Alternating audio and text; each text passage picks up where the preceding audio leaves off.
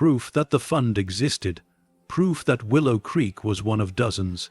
Take it to Henry, he'll know what to do. Mara hesitated.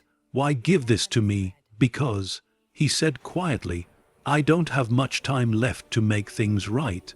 The headlights grew brighter. The sound of engines roared closer. Crane grabbed her arm. Go, now. What about you? He smiled faintly, a sad, tired smile. I'll distract them. That's what I was made for. Before she could speak, he turned and walked into the fog, straight toward the oncoming lights. Mara ran. Branches tore at her arms as she pushed through the brush, the roar of engines fading behind her. The flash drive felt like fire in her pocket. Every instinct screamed that it was dangerous, but for the first time, danger felt like purpose. By the time she reached the edge of town, the sun had barely risen. The Chronicle's office sat quiet on the corner of Main Street, its faded sign half lit by a flickering bulb. She paused, chest heaving, rain still dripping from her hair. Then she stepped inside. Henry looked up from his desk, startled. Mara, what on earth? She dropped the flash drive onto his desk. I need you to see what's on that. He blinked, confused. What is it? Proof, she whispered. Proof that the bank isn't what it seems. That Willow Creek is sitting on something buried 50 years ago, something they called the Federal Containment Fund. Henry leaned forward, his expression hardening. And you found it? Mara nodded slowly. I opened it. For a long time, he said nothing. Then, quietly, then, God help us all. Outside, the mist began to rise again, curling through the empty streets like a living thing. Somewhere far beneath Willow Creek, the vault stirred, its heartbeat slow, steady, waiting for the next debt to be paid. The world outside the newsroom was gray and hushed, but inside, the air felt electric. The hum of Henry's old computer filled the silence as the files began to load from the flash drive. Lines of text scrolled across the screen, government seals, document IDs, dates, and names long erased from memory. Mara stood behind him, arms wrapped around herself. Her clothes were still damp from the storm, her face pale in the glow of the monitor. Henry leaned closer to the screen, muttering under his breath. Federal Containment Fund, Division 1974. Internal Reserve Program. Jesus. The more they read, the colder the room felt. The documents were incomplete, but the pattern was unmistakable. There were references to redistributed aid, covert channels, and non-releasable assets. Dozens of site codes matched small towns like Willow Creek, banks, warehouses, churches, structures built not to serve, but to hide. Henry scrolled further, and both of them froze. On the screen was a scanned black and white photo, Richard Alcott, smiling that same hollow smile from the picture in the bank, and standing beside him was Crane, younger, thinner, but unmistakable. Mara stepped closer. That's him. Henry frowned. Crane, she nodded. He said he worked for the government. He didn't tell me he was part of this. Henry clicked the next page. A report dated December 14, 1974. Subject, Division 1974, Closure Protocol. Asset containment complete. All field agents reassigned or terminated. Primary custodian, Elliot Crane. Mara whispered the name to herself, as if saying it aloud might make it less real. Elliot Crane. Henry looked at her, expression grim. Mara, this man isn't who you think he is. Outside, a low rumble rolled through the air. Thunder, or maybe an engine. The building's front windows rattled softly. Henry stood, peering through the blinds. You expecting company? She shook her head. Two black SUVs idled across the street, their headlights off, silhouettes barely visible in the fog. Mara's pulse spiked. They found us. Henry's voice dropped to a whisper. How? She swallowed hard. The flash drive. Maybe it wasn't just data. Before he could respond, the front door creaked open. A tall figure stepped inside. Gray suit, calm eyes. Elliot Crane. Mara froze. every muscle locking in place. "How did you? I warned you," he interrupted. His voice was quieter now, not cold but tired. "You think you're exposing the truth, but you're just feeding it. The more you reveal, the stronger it becomes." Henry moved between them, his voice firm. "You're trespassing. Whatever you're part of, it ends tonight." Crane didn't even look at him. "You think it ends. You're staring at the evidence that it never did." Mara took a step forward. "You lied to me." "No," he said, meeting her eyes. "I told you what I could. I've been trying to contain this since the day that vault was sealed. Every piece of paper, every dollar in that chamber is marked with a signature of death, of loss, of things we stole from the living.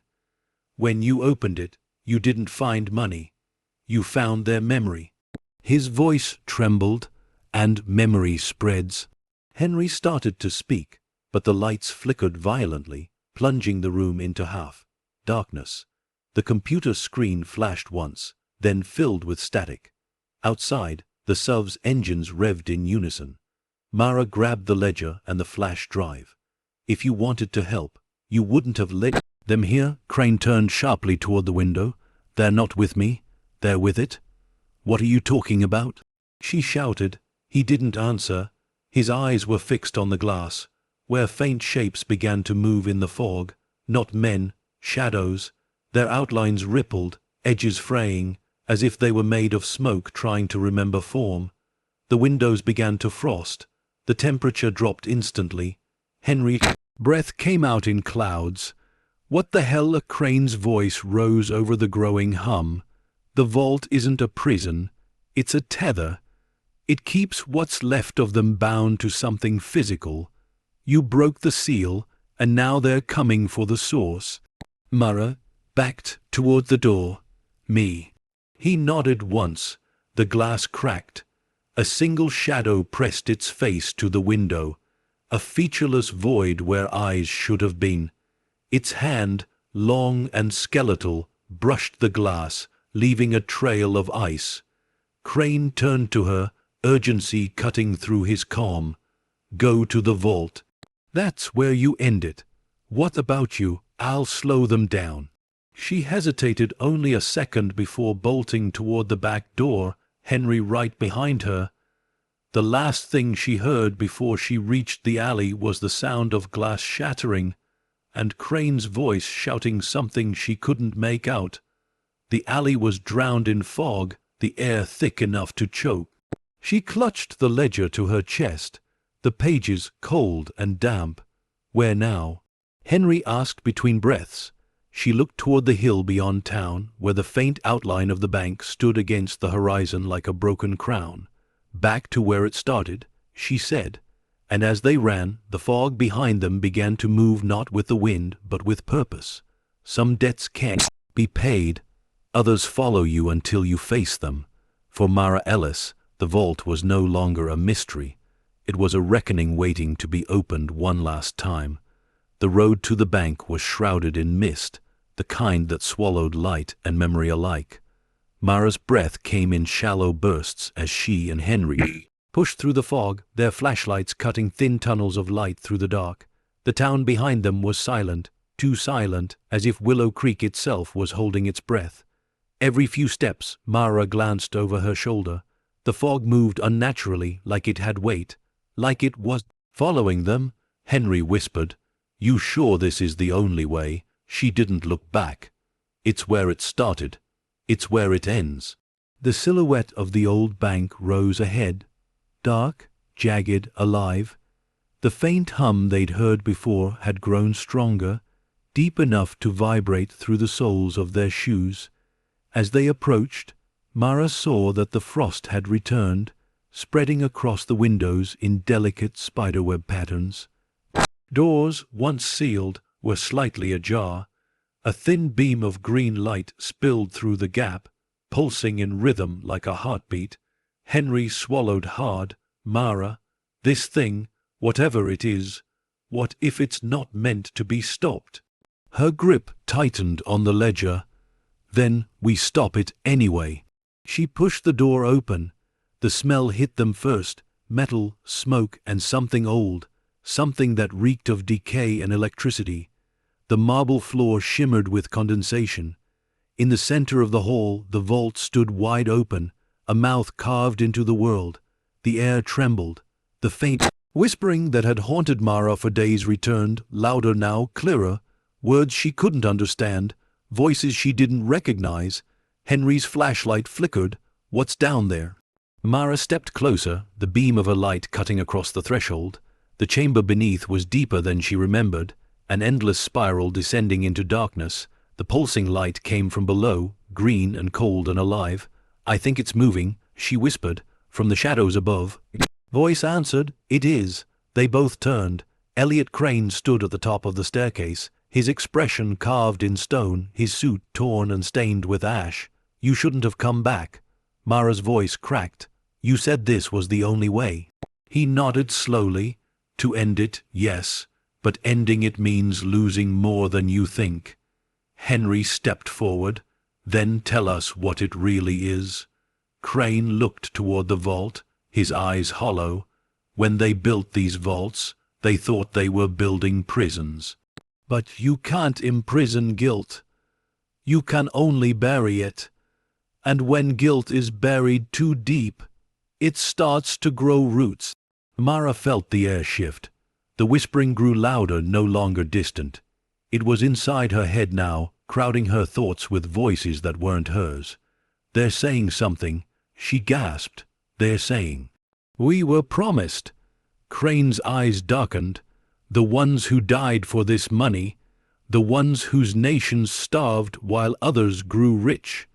The vault isn't holding cash, Mara. It's holding the weight of that promise. The floor trembled violently. Dust rained from the ceiling as a low groan filled the hall. Henry grabbed Mara's arm. It's collapsing. Crane shouted over the noise. No, it's awakening. From the vault's depths, a surge of light erupted. Green, then white, then black, folding in on itself. The hum became a roar. Papers flew through the air, swirling like birds trapped in a storm. Mara shielded her face, screaming, how do we stop it? Crane's voice cracked as he shouted back, you don't stop it. You balance it. What does that mean? He pointed to the ledger in her hand. It's not just a record. It's a scale. Every page is a life taken, a promise broken. It can only be settled when something is given back. Her eyes filled with tears. Given back how? Crane looked at her, calm now, resigned. Through you. The roar deepened. The vault's light grew blinding. Henry's voice broke beside her. Mara, no. Don't listen to him. But she already knew. The pages of the ledger fluttered wildly in her grip. Names appeared across them, millions of them, burning bright and fading into ash. The whispers merged into one voice, deep and ancient, echoing inside her chest.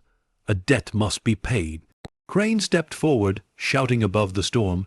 You open the door, Mara. Only you can close it.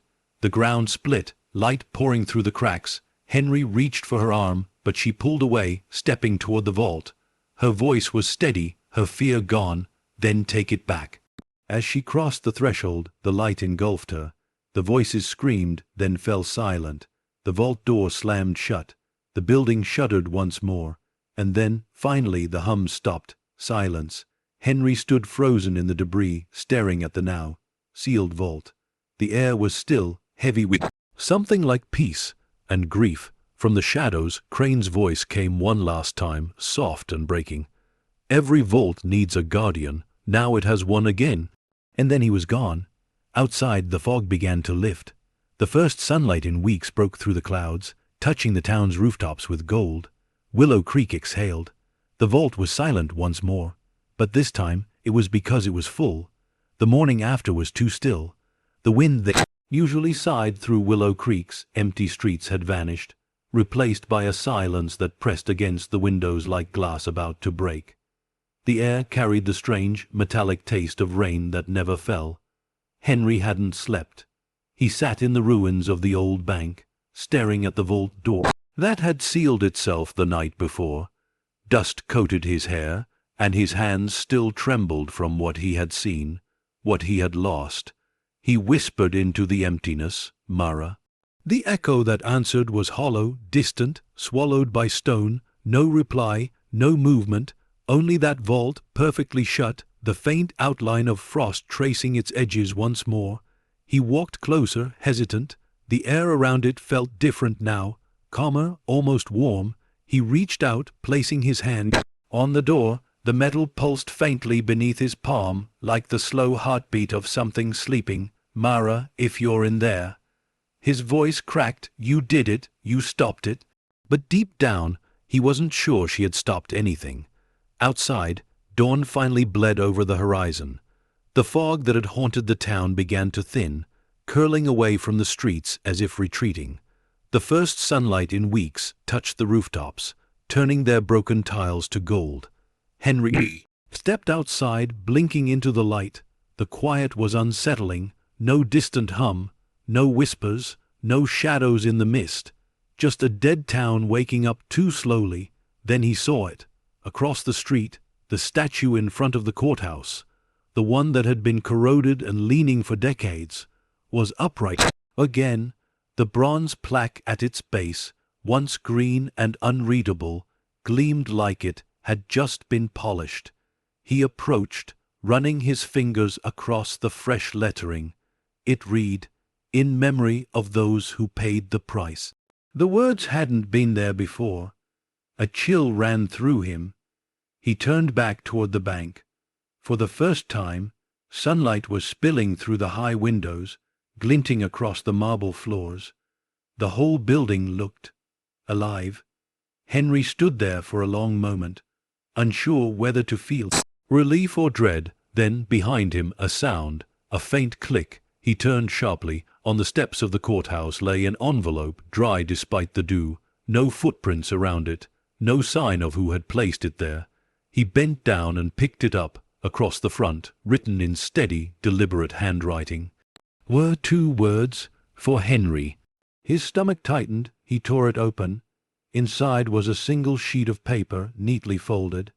He unfolded it with shaking hands. The letter read, "Henry, the vault isn't what they thought.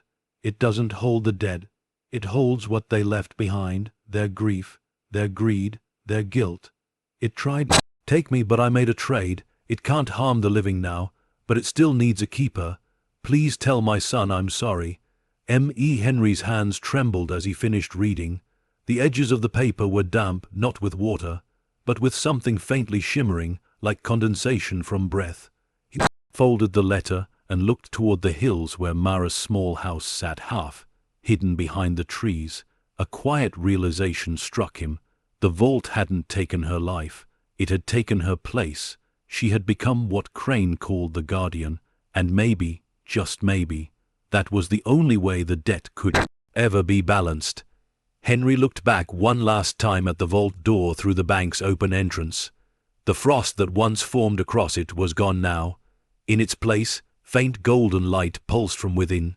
Slow, steady, peaceful. He took a deep breath, then whispered, "You did it, Mara. You paid the price." He turned and began walking down the street, the sun warming his face, the air no longer thick with dread. But far behind him, deep inside the vault, a single page of the ledger turned on its own. Ink bled slowly across the paper, forming new words beneath the last entry. Balance restored. But not for long. As the light grew stronger over Willow Creek, the shadows slipped quietly beneath the surface once more. The vault was silent, but truth never stays buried forever. The day moved like a ghost through Willow Creek, too bright, too calm, too quiet to be trusted. For the first time in years, sunlight reached the corners of town that had known only fog and shadow, but the stillness wasn't peace. It was pause, the kind that comes before something breathes again. Henry drove toward the edge of town, toward the small house that Mara had called home. Her mailbox leaned crookedly, her porch steps still sagged, her curtains still half drawn. Everything exactly as she'd left it except for one thing. The front door was unlocked. He stepped inside. Dust hung in the air like snow suspended in time. A faint smell of paper and lavender lingered, like memory itself refused to leave. On the kitchen table sat a journal, open to the middle, its pages rippled from damp. The handwriting was hers. If anyone finds this, it means the vault didn't take me completely. It listens when I write. I think it remembers through words. The more I understand, the more it settles. It doesn't want harm, it just wants to be known. Henry turned the page, his fingers trembling. The money wasn't real currency. It was a record, a way of measuring guilt. Every dollar was a promise made and broken. The vault kept those promises alive until someone was willing to face them. It doesn't forgive, but it learns. That's what it needed. Acknowledgement. He swallowed hard. You gave it what it wanted. The next page bore a small pressed photograph, an image of her son, maybe 8 years old, smiling with a missing front tooth. Below it, her last entry. Tell him I finally found something worth keeping safe. Tell him his mother's debt is paid. The words blurred as Henry's eyes filled with tears. He closed the journal gently and pressed his hand against it, whispering, "You did more than pay it, Mara. You freed it." A sudden breeze stirred through the house. The curtains lifted, though the windows were shut. A low hum, faint but familiar, drifted through the air, not threatening, not angry, just present. He turned toward the sound. It was coming from the radio on the counter, an old, cracked thing that hadn't worked in years. Its dial glowed faintly green, static murmuring like a heartbeat. Then, through the static, her voice soft, distant, echoing like a dream. "It's done, Henry. Keep the town safe. Keep it quiet." The radio clicked off. For a long moment he stood there frozen, every hair on his arms raised. Then he smiled, a sad, knowing smile. "Rest, Mara," he whispered. "We'll keep it quiet." He left the journal on the table, took one last look around, and stepped outside. The light had softened, the air almost warm, but as he walked toward his car, something caught his eye. Across the sky, faint and white, a trail of mist stretched from the direction of the bank, slow, drifting. Almost beautiful, it was the same mist that had once haunted Willow Creek, only now it wasn't cold. It shimmered like silver dust under the sun, rising higher, dispersing into the open air. Henry watched until it was gone, the quiet settling again. When he finally got into his car, he didn't notice the object lying on the passenger seat until he started the engine, a small brass key, old and worn, its head engraved with the words, "For the next." He stared at it for a long time, his chest tightening with dread and awe. The vault had chosen a new keeper. Outside, the wind picked up, carrying the faintest echo through the streets, a woman's voice, calm, gentle, eternal. "Every debt finds its way home." The sound faded into the hills as the sun dipped lower, leaving Willow Creek bathed in the golden light of uneasy peace. And beneath the quiet town, behind the sealed vault door, faint lines of light began to form again, not green this time, but gold. Balance never lasts forever. It only waits for the next truth to be found. By nightfall, Willow Creek was no longer quiet. What began as stillness had turned into tension, a pressure in the air that made the streetlights hum and the leaves tremble. Henry stood at the window of the Chronicle office, watching the empty road that led to the bank, but it wasn't empty anymore. Headlights glimmered in the distance. At first 1 pair, then 2, then 5. Unmarked vehicles, slow, moving, coordinated. They crept through the fog like predators that already knew where their prey was hiding.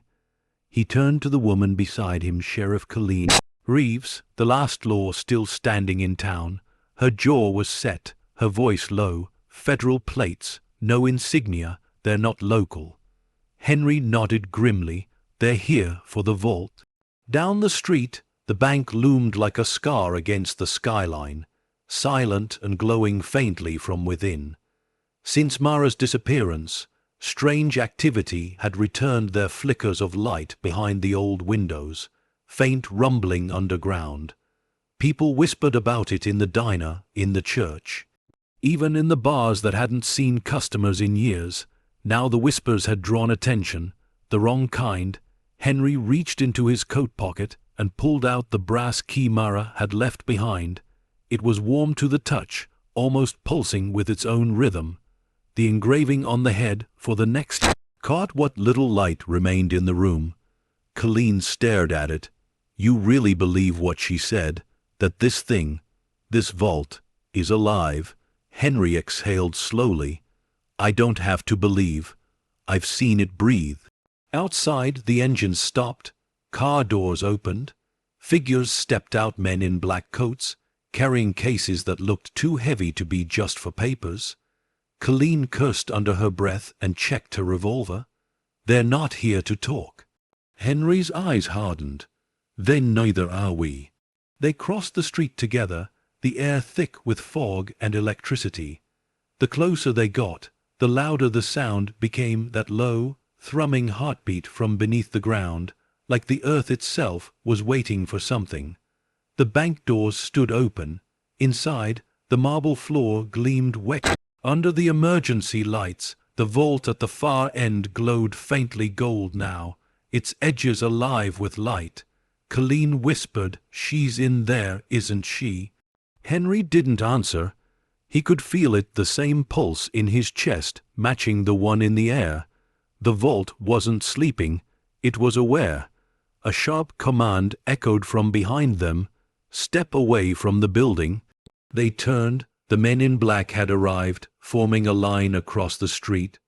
One of them, tall, masked, voice amplified through a device, shouted again, "This property is under federal reclamation. Anyone inside will be detained." Colleen stepped forward, her badge glinting under the streetlight. "Federal reclamation of what?" she called. "That vault's not yours anymore." The man lowered his weapon slightly. "It was never yours." Henry's voice broke the silence. "You don't understand. You open that door now, and you'll unleash what she died to contain." The man hesitated, then, coldly, "Containment isn't the goal. Recovery is." That's when Henry saw it, a faint green glow leaking from the cases the agents carried. The same color he'd seen in the vault months ago. They weren't here to seize it. They were here to replicate it. A chill ran through him. "You're trying to wake it." The lead agent didn't deny it. It was never supposed to sleep. Colleen fired the first warning shot straight into the pavement at his feet. "You take one more step toward that door, I swear." But her threat was drowned by the sound of movement behind her. The vault pulsed again once, twice, a deep vibration that rolled through the entire block. Streetlights flickered, and the agent's equipment began to hum, responding like instruments to a conductor no one could see. The vault's light turned brighter, bleeding into the cracks in the marble, into the air itself. The sound wasn't just a hum anymore. It was voices, thousands of them, rising. Together, Henry shouted over the noise, "Get out! Everyone out!" The agents raised their weapons, but it was too late. The ground split beneath them, a fracture running straight from the vault's threshold to the street outside. Light burst through it, green and gold and blinding. Henry grabbed Colleen, pulling her toward the side door as the first shockwave hit. Glass shattered, concrete buckled, air turned to sound. Through the chaos, he caught one last glimpse of the vault, its door wide open again, but not empty. Inside, shadows moved, slow, purposeful, familiar. One of them looked up, a woman's outline, eyes glowing faintly gold, her expression calm and terrible all at once. Mara, Henry froze, heart in his throat. "She's alive."